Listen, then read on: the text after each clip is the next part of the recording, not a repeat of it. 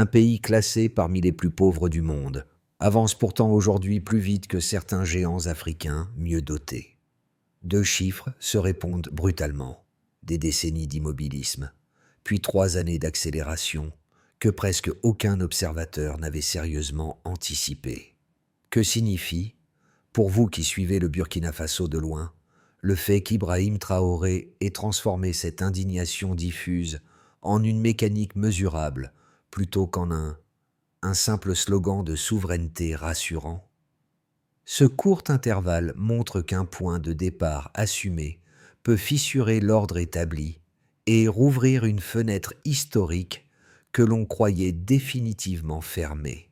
Dès les premiers mois de transition, une promesse inattendue prend forme: faire d'un pays longtemps dépendant un espace capable de produire, réparer et décider par lui-même, sans attendre le regard extérieur. Cette promesse s'exprime dans un bénéfice simple: restaurer la capacité d'agir, moteur discret mais décisif pour une nation longtemps fragmentée par l'imprévisibilité des approvisionnements.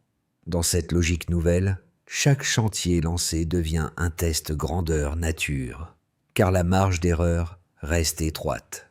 Un glissement administratif peut refermer la fenêtre historique ouverte par l'impulsion initiale, tandis qu'un chantier réussi peut repositionner durablement le Burkina Faso dans la dynamique sahélienne.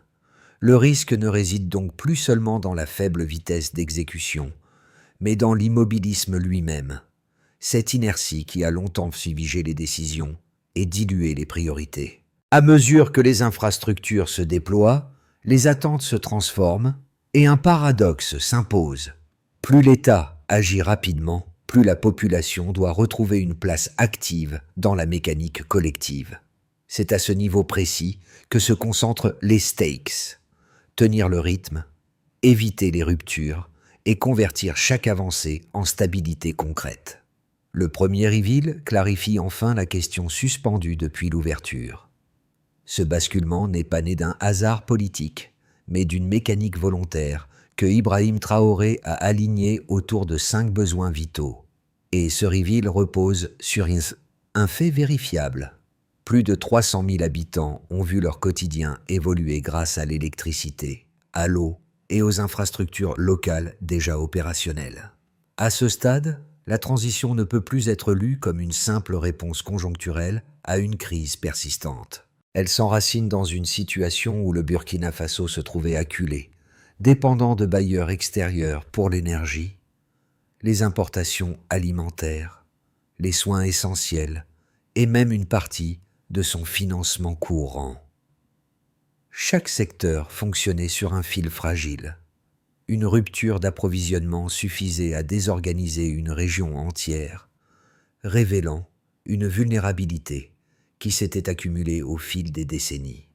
C'est précisément cette fragilité systémique qui explique pourquoi les premières décisions de la transition ont privilégié des chantiers fondamentaux plutôt que des réformes diffuses.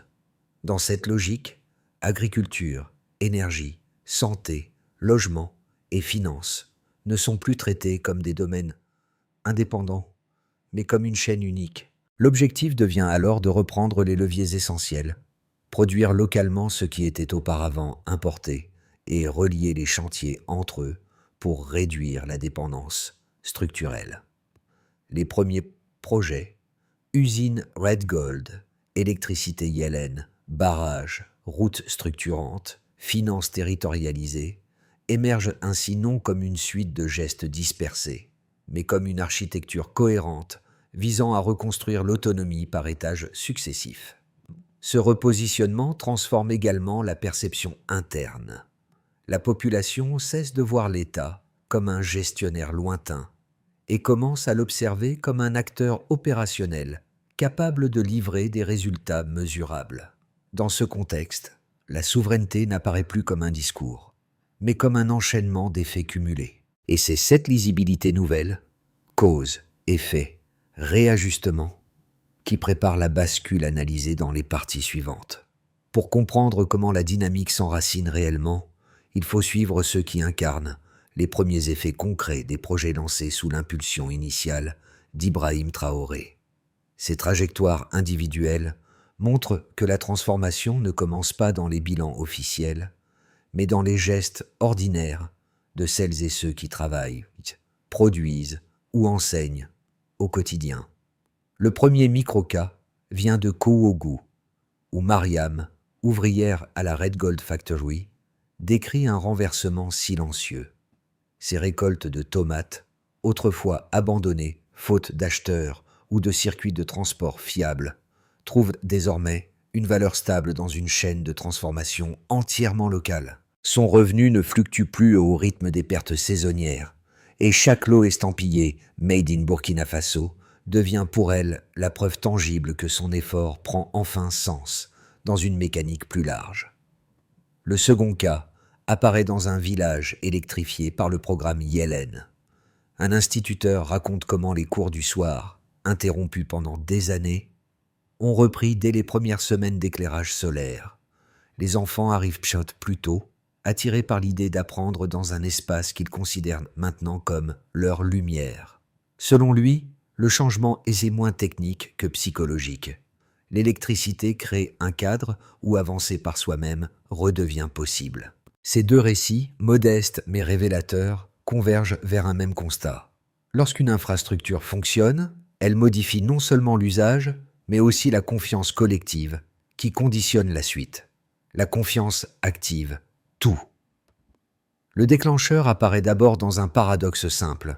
Un pays qui voit ses propres récoltes pourrir au bord des routes pendant que les mêmes produits reviennent d'Europe sous une forme transformée. Ce choc, en apparence agricole, ouvre une brèche politique inattendue. Il oblige les décideurs à regarder la dépendance non comme une fatalité structurelle, mais comme une construction devenue insoutenable. C'est à partir de cette prise de conscience que la trajectoire s'infléchit. Ibrahim Traoré transforme alors une indignation diffuse en impulsion méthodique. Le point de déclenchement apparaît d'abord en arrière-plan. L'implantation de la Red Gold Factory marque le premier point de rupture. L'usine n'est pas un symbole, mais une réponse technique à une perte répétée de milliers de tonnes de tomates chaque saison. 8 millions de dollars sont alloués pour bâtir une capacité industrielle locale capable d'absorber rapidement la production maraîchère des villages voisins. En quelques mois, la chaîne se met en mouvement. Les coopératives se structurent, les contrats agricoles se stabilisent, les flux deviennent prévisibles. 150 emplois directs émergent tandis que des milliers d'autres, informels mais réels, se solidifient autour de la logistique. Le marché local, longtemps dépendant d'importations, redécouvre son propre potentiel productif. La récolte cesse d'être une charge. Elle devient une matière première nationale. Le moment d'intensité se dessine alors avec plus de netteté. Le corridor reliant Bobo-Dioulasso à la Côte d'Ivoire devient l'étape suivante d'un enchaînement maîtrisé.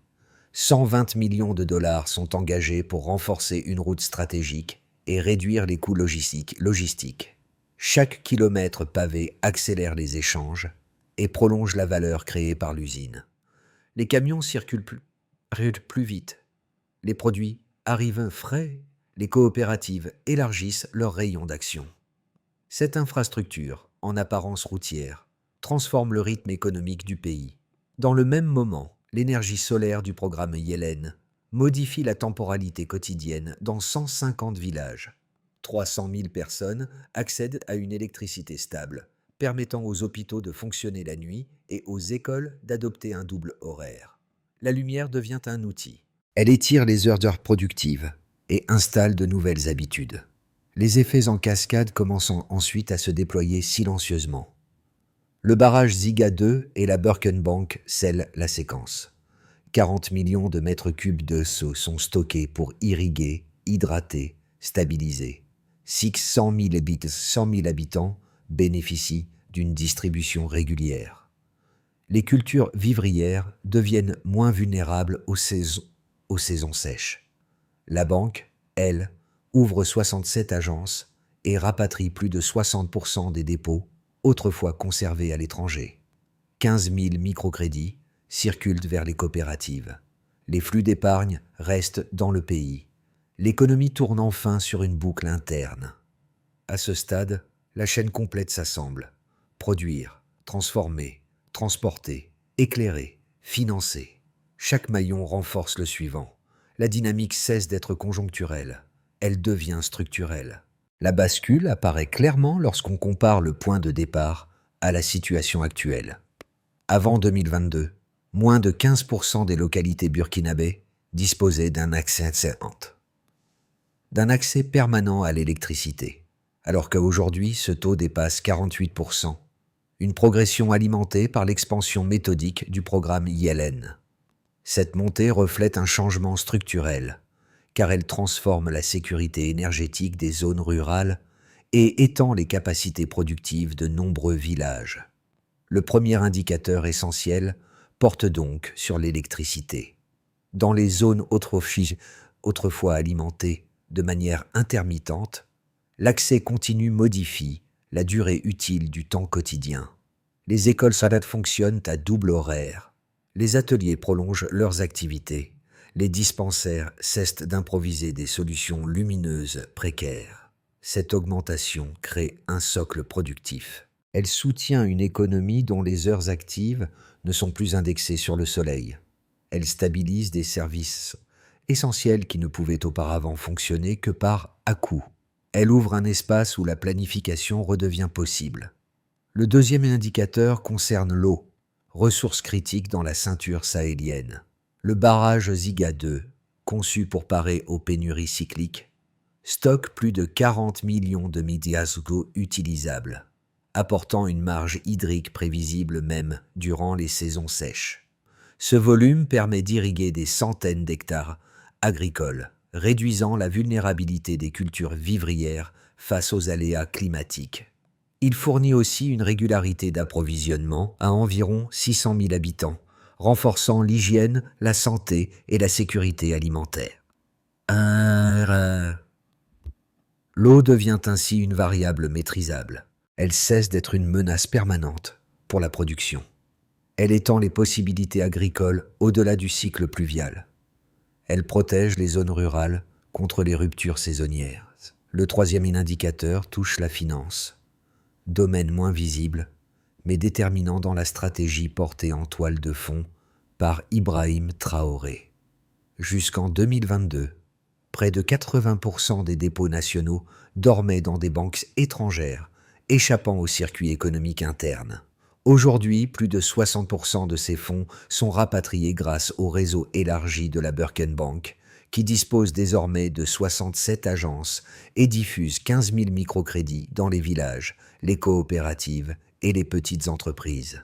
Ce repositionnement financier retient l'épargne dans le pays. Il irrigue les initiatives locales, sans dépendre d'intermédiaires extérieurs. Il soutient la formalisation d'activités rurales longtemps précaires. Il replace les décisions économiques au sein même du territoire. Ces trois familles de données, électricité, eau, finance, ne décrivent pas seulement un progrès technique.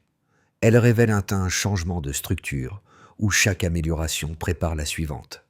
L'énergie étend les heures productives, l'eau stabilise les rendements, la finance renforce les capacités d'investissement local. La boucle se ferme progressivement autour d'un modèle mesurable, lisible et reproductible. Au-delà des chiffres, on voit se dessiner une logique. Un pays enclavé peut réduire sa dépendance extérieure en articulant des leviers interdépendants plutôt qu'en multipliant des annonces se disperser. La continuité devient un outil, la cohérence, un amortisseur des chocs. Deux objections majeures reviennent régulièrement lorsqu'on examine la trajectoire engagée par le Burkina Faso. La première avance qu'aucune nation enclavée, dépourvue de ressources stratégiques significatives, ne peut réellement réduire sa dépendance vis-à-vis des réseaux extérieurs sans compromettre sa croissance. Dans cette perspective, l'aide internationale et les circuits d'importation seraient des piliers trop centraux pour être remplacés par des mécanismes internes encore fragiles. Réduire la dépendance reviendrait donc à affaiblir la stabilité économique. La seconde thèse affirme qu'une transformation trop rapide comporte des risques internes.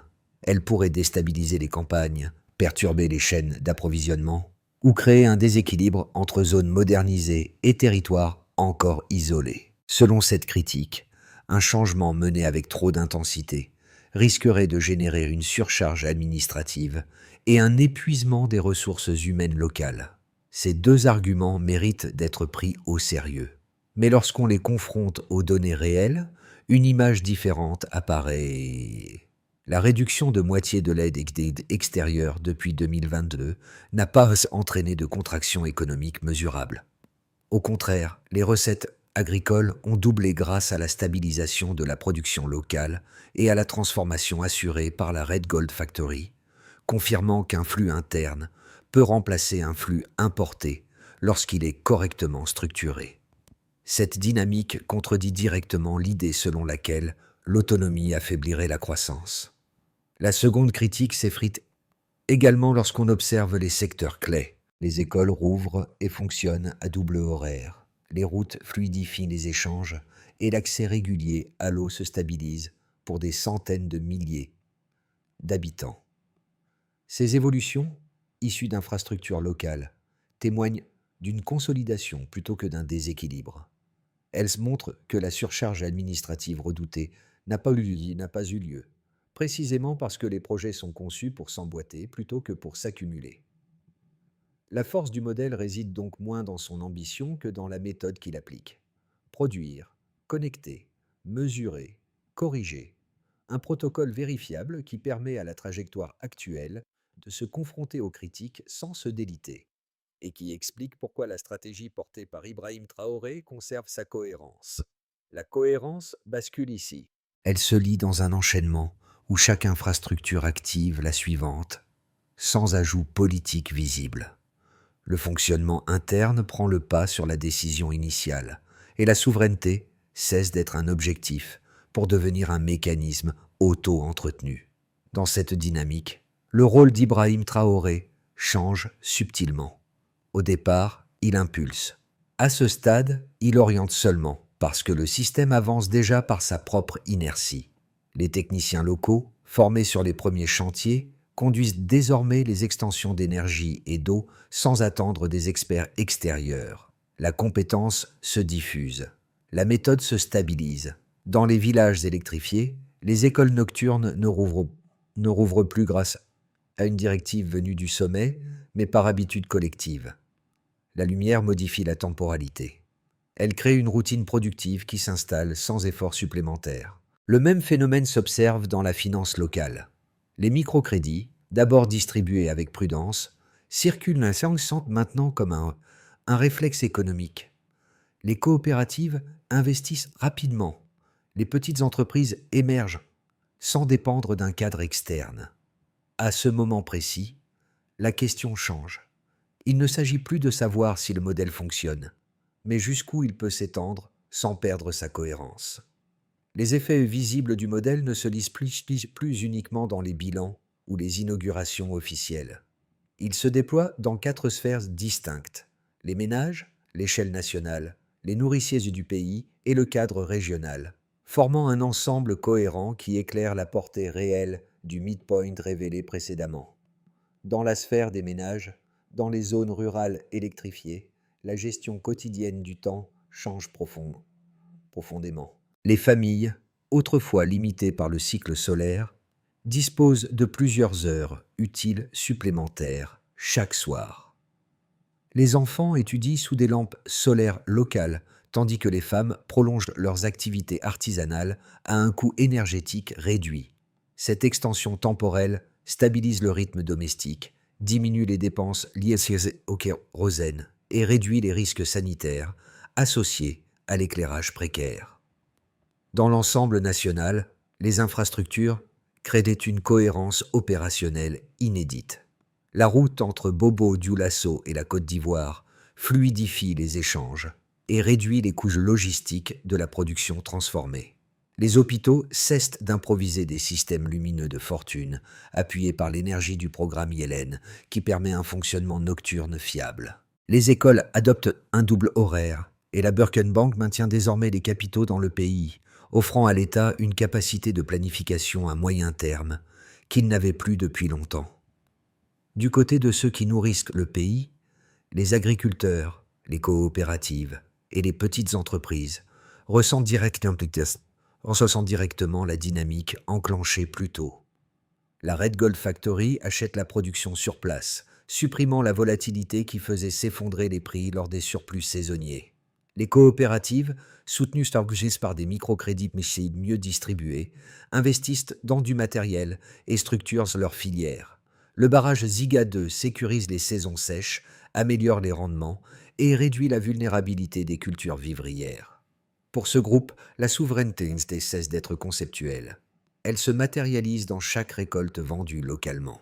À l'échelle régionale, les pays voisins observent attentivement l'évolution burkinabé. Les délégations du Mali, du Niger et de la Guinée examinent la logique produire, transformer, financer comme un modèle reproductible. Les corridors commerciaux commencent à se réorienter en faveur d'échanges horizontaux entre pairs plutôt que d'une dépendance verticale vers le nord. Cette recomposition génère un effet d'entraînement diplomatique où la méthode de sobriété, de discipline et de bilan public défendue par Ibrahim Traoré devient un référentiel régional. À travers ces 4 groupes, un fil unique apparaît. Lorsque la valeur reste dans le pays, elle circule plus vite que n'importe quel programme d'aide ne l'avait permis. Et la cohérence obtenue renforce chaque acteur. Foyer, école, atelier, village. Comme si la souveraineté se diffusait en couches successives à partir des premières briques posées. Les prochains mois s'organisent selon 3 trajectoires plausibles. Elles ne cherchent pas à prédire l'avenir, mais à décrire les conditions dans lesquelles la dynamique actuelle pourrait soit se stabiliser, soit s'étendre, soit buter sur des pressions extérieures difficiles à absorber. Chaque scénario repose sur les éléments déjà observables, sans ajout spéculatif. Scénario de base. La consolidation domine. Les 10 projets existants continuent de produire leurs effets à un rythme régulier. L'énergie solaire stabilise les villages électrifiés.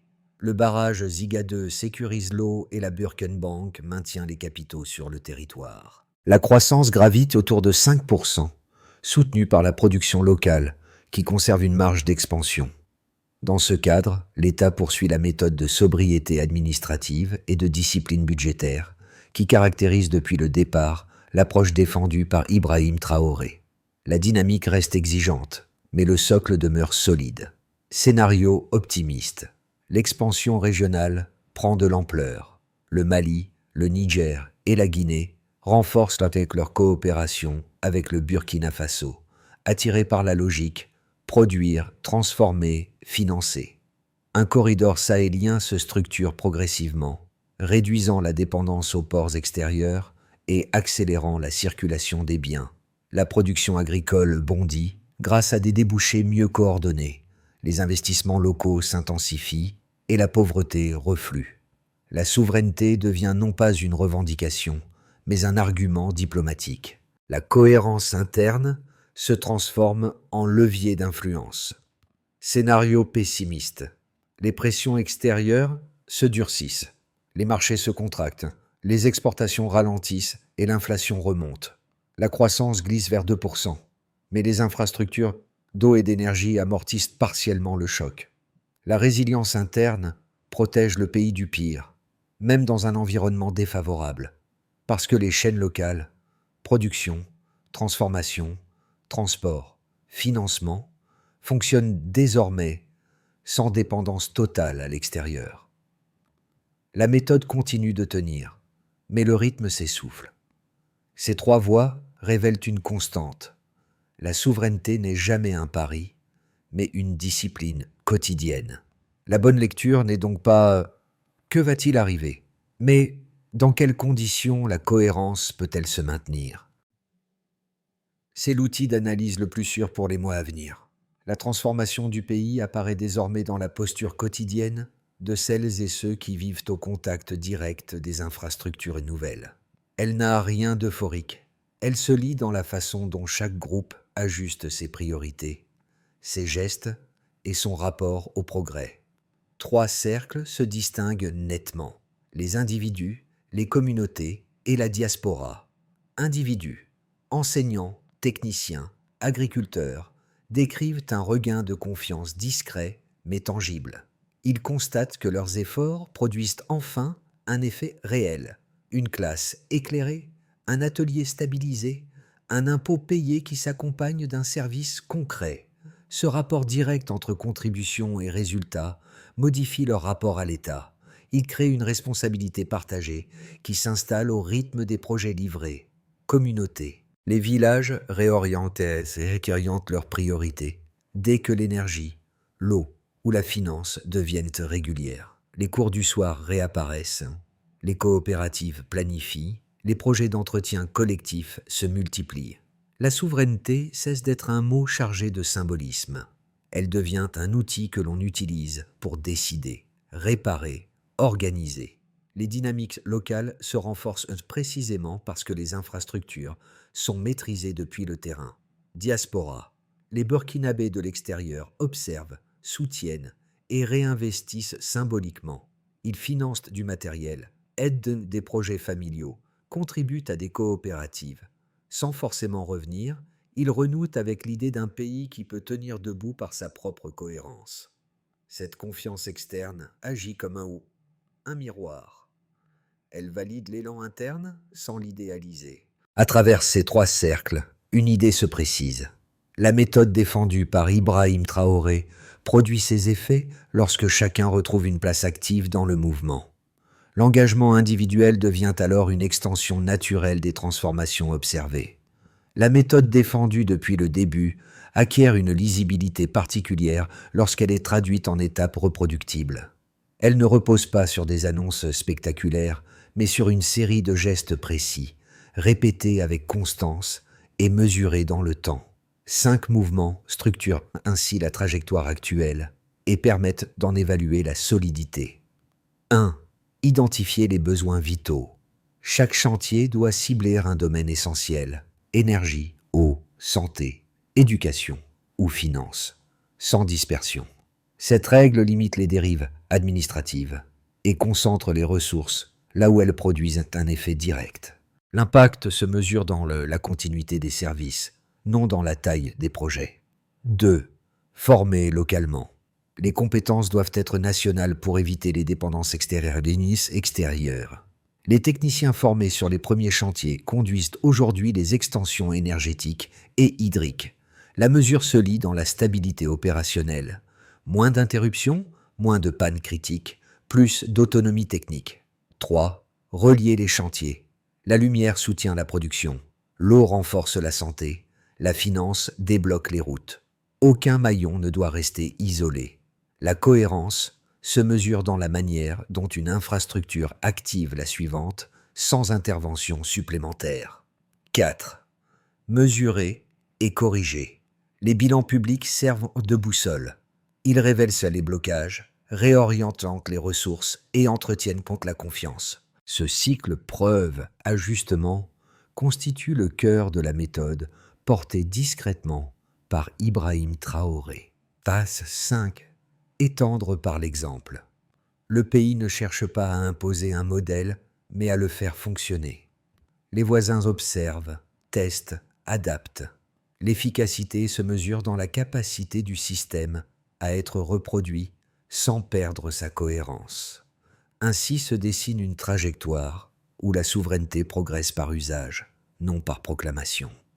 Le soir, Mariam quitte l'usine emportant encore sur ses mains l'odeur métallique des machines de la Red Gold Factory. La lumière de Yalen traverse les rues et donne au quartier une clarté douce, ce que personne n'aurait imaginé quelques années plus tôt. Les enfants lisent sous cette luminosité stable. Les familles discutent dans un calme devenu presque ordinaire. Les ateliers prolongent leurs gestes sans craindre une extinction soudaine. Dans ce décor, le mouvement paraît simple mais profond. Il révèle comment une infrastructure, née d'un besoin concret, redessine les gestes du quotidien. Il montre qu'une victoire modeste peut se diffuser comme une onde longue lorsqu'elle est reproduite village après village. La méthode défendue par Ibrahim Traoré trouve ici sa traduction la plus lisible, avancer par petites touches cohérentes jusqu'à changer le rythme d'un pays. La cohérence construit une nation. Le geste de Mariam, presque anodin, devient alors le symbole discret d'un changement qui ne repose ni sur des discours, ni sur des effets d'annonce. Il repose sur la répétition, sur la patience, sur la certitude que chaque effort individuel trouve désormais un écho tangible. Un pays avance lorsque ses gestes simples s'alignent. Une histoire nationale ne se résume jamais aux chiffres, même lorsqu'ils éclairent une transformation profonde. Elle se joue aussi dans les gestes répétés, les habitudes qui se forment, les liens qui se resserrent autour d'infrastructures qui changent la vie sans bruit. Lorsque l'énergie devient régulière, que l'eau cesse d'être une menace et que la production trouve sa propre valeur, c'est un pays entier qui redéfinit sa manière de tenir debout. Ce rythme nouveau ne demande ni héroïsme ni dévotion, mais une attention quotidienne à ce qui progresse lentement, presque invisiblement. Chaque atelier stabilisé, chaque classe éclairée, chaque récolte transformée crée un fil qui relie les habitants à une dynamique partagée. Cette cohérence qui s'installe par couches successives forme un socle sur lequel chacun peut encore bâtir. Et lorsque les gestes simples trouvent un écho commun, ils deviennent les fondations d'un avenir qui ne dépend plus uniquement des crises ou des secousses extérieures. La question devient alors une invitation à se projeter plus loin,